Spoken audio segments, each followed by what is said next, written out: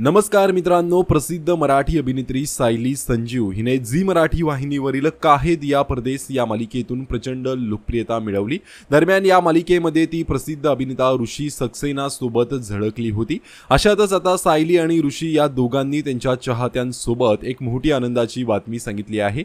ही बातमी म्हणजेच अभिनेत्री सायली संजीव आणि ऋषी सक्सेना हे दोघेही काहे दिया परदेस या मालिकेनंतर आता पुन्हा एकदा एकत्र प्रेक्षकांच्या भेटीला येत आहेत।